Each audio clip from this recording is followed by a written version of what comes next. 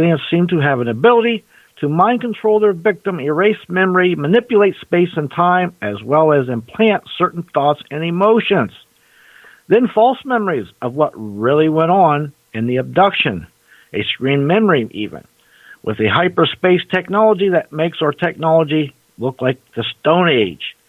Now, some abductions have been reported fully conscious without hypnosis, and there seem to be many similarities between the stories of thousands of reported abductions cases worldwide. And let me add, this is not just a U.S. phenomenon either, it's worldwide, and independently showing a rather disturbing picture. Now, abductions are a complex series of events and procedures directed by the abductors to passive or control the abductees. In a typical and common abductions, humans are taken out of their normal environment by aliens. The people are rendered passive and cannot resist. They are taken aboard a UFO. Their clothes are removed and they are made to lie on a table. A series of physical, mental, and productive procedures are then administered to the subjects. People's physical bodies are probed and examined. Sperm is taken, eggs are harvested.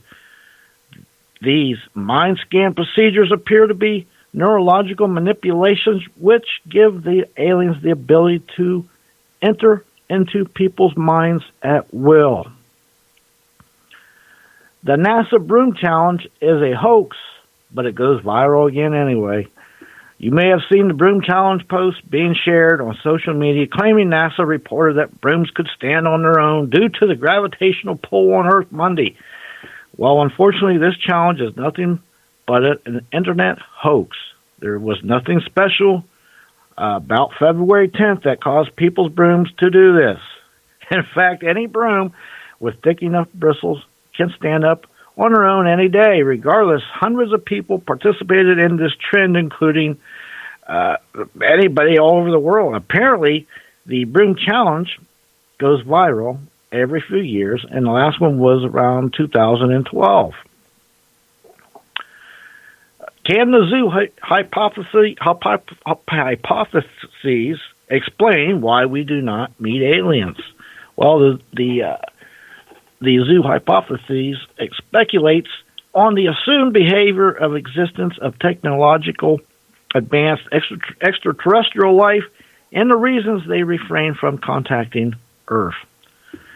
If there is a plurality of alien cultures, however, this theory may break down under the uniformity of motive concept because it would take just a single extraterrestrial civilization to decide to act contrary to the imperative within our range of detection for it to be undone. And the probability of such a violation increases with the number of civilizations observing us. A daytime UFO or meteorite is seen. Now, UFO rather. Now, MUFON officials, they were there to witness it as well, and this report comes from Kansas City. A cigar-shaped UFO, estimated to be 4 to 5 times the size of a commercial airliner, was spotted Thursday night over Kansas City, Missouri, according to a news release from the Mutual UFO Network. 2 MUFON officials were among the witnesses. One of them was assistant state director for Missouri MUFON, alerted a Kansas City section director, and both women said they watched the object for 20 to 30 seconds. A third witness corroborated their observations. The witnesses said the sighting occurred at about 7:45 p.m. Now, the one witness described the object as larger than a 747, and a MUFON news release said the same thing. There were brilliant white lights all over the craft and one red light on the left side. The lights were reflecting off of a shiny silver metal which appeared to be a cigar shape.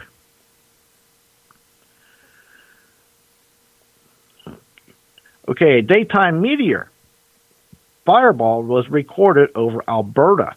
Now, we typically don't see shooting stars at night due to the obvious contrast ion-like conditions, which make them easier to spot, but there was a bright flash in the sky over Alberta on Saturday, which might have been an unusual daytime meteor fireball sighting. The trail of the light was captured on film by several viewers in the province. According to One American Meteor Society website, 20 people in Alberta reported seeing the potential fireball just around 5 p.m. on Saturday. Most of those who registered their sighting with the Calgary area and said the apparent meteorite was visible for about 1.5 to 3.5 seconds in the twilight sky. Next news break, top of the hour.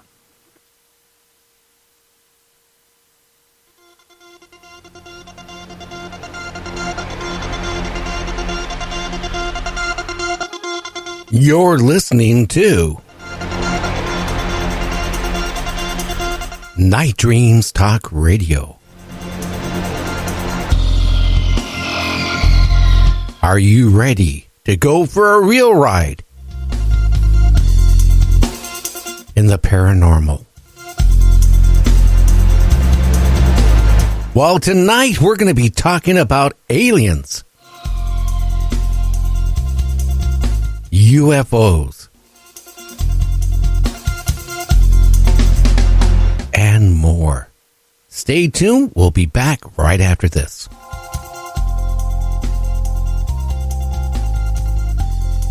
You can advertise your business on Night Dreams Talk Radio, and you will be heard worldwide.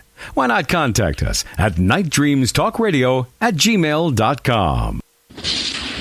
Coming to you from some far point station, like a cosmic tumbleweed, both north and south of the Pleiades.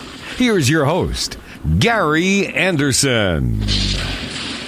And that is me. Well, we're going to get the guest on the line right now, and we're going to get into this really heavy subject tonight with our guest. Are we there? Yes, this is Aage. Hi, Aage. How you doing, my friend? Oh, it's somewhere between wonderful and fantastic, and I'm not so sure which one is closest. Okay. Now, did I call you on your landline or your cell phone? No, this is the landline, so we're good. Okay, I wanted to make sure. I didn't want to run up your cell phone bill. You know, Last time you were on, we were talking about all the strange things on the moon. Now, since you were on, I had another guest on the other day. Well, he believes the Earth is flat. And he's one of the leaders of the group, you know, trying to prove that we're living on a flat Earth.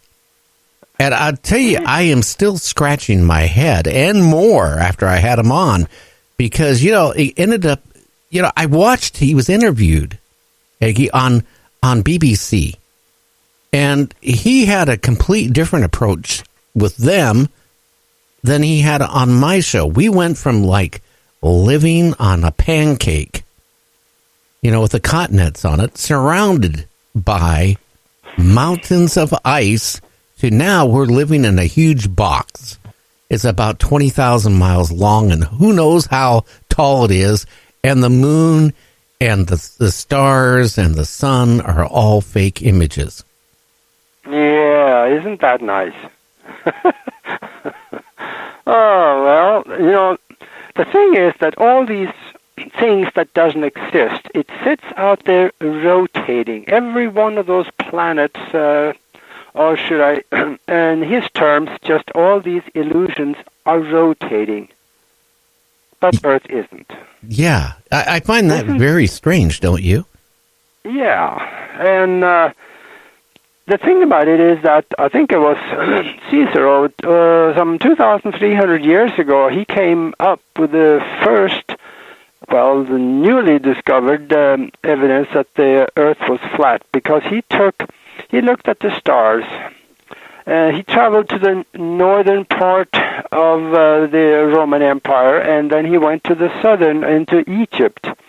And he said, well, with the further south I go, the closer these stars that he identified get to the horizon.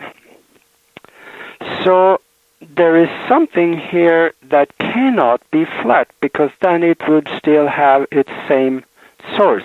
But on the other hand, when the sun is going around, when the Earth, well, the sun is going around, the Earth is still, the moon is going around, and we are on the ground below them. How do we get a full moon eclipse? How do we get a sun? How do they obstruct each other if we are below them? It's just a puzzle to me. I've looked at this so much, and then of course there is this other thing that there's no one that can convince me that Earth is flat, because once you have seen the blue ball, there is nothing more to talk about. And ask any astro traveler, and if they go out there, they will see the same thing. Well, you know what? You were a commercial pilot, if I remember right. Yeah. Okay, when you get up a certain amount, you can see the curvature of the Earth. Naturally, the higher up you go, like if you were on the Concorde, you're going to see a major curvature of the planet. But, I mean, you can see it. His answer, like when he was on my show and when he was on the BBC show, the TV show, he said, you know what? One of the interviewers said, well, I was on the Concorde. I looked and I could see the curvature of the Earth. He said, did you? That's just your mind playing a trick on you. Try taking a photograph of it, and it will not come. You won't see the curvature. What? I don't know what these guys are preaching or what they're talking about. You know, then we got into like the spacesuits. Well, you know they don't test them out in space. It's all fake. It never existed. We never went to the moon. The spacesuits wouldn't work. I try to tell the guy, the spacesuit's like a vessel on its own. And they said, okay, if it's a vessel on its own, why did they test it underwater? And I said, because underwater, there's pressures and stuff like that. Yeah. And he said, well, if you were in a spacesuit, it would implode. I said, no, it would not implode unless it gets a hole in it. That's right. No, I wouldn't. But I have been to 40,000 feet, and that's as high as I've been. And the other pilots that's been higher than that say that, yes, there is a very slight curvature of the Earth at those altitudes. And I could see a very slight curvature out of the cockpit at that altitude. There's not much to it, but it can be seen. No, I believe, I've been on aircraft, both military-wise and civilian-wise, where, you know, we're up at 30-some thousand feet, and you could actually see a little bit of the curvature. Not much, but you could certainly tell that the Earth wasn't flat. Yeah. Yep. You know, you can. And then his other answer was, and I'm not on here to bash the guy, you know, when you out in the ocean, now I have had some big boats, you know, 100 and some footers in my lifetime. And I can tell you, at a certain range, you can see a boat disappear. He said, well, that's all lies. That actually, if you had a super camera or a super radar, it wouldn't drop out. I don't know what they're grasping at straws. But, you know, it's so interesting how anybody could believe the Earth is flat. Well, it is. They have some really convincing argument for people that do not understand science very well. And when it comes to the ships, the further out in the ocean the ships are, you know, all you see is the tip of the mast sometimes, and then you put some strong binoculars on it, and then you can see the ship again. Oh, yeah. Which one of those two is the real one? Both of them are real. Because when you're using your eyes, you can see that the ship is disappearing down because you see because over the curvature, on the other side of the curve, then you can see part of the ship. But if you use the binoculars, it is a known fact then when light is traveling in the vicinity of strong magnetic fields and gravity fields, it bends.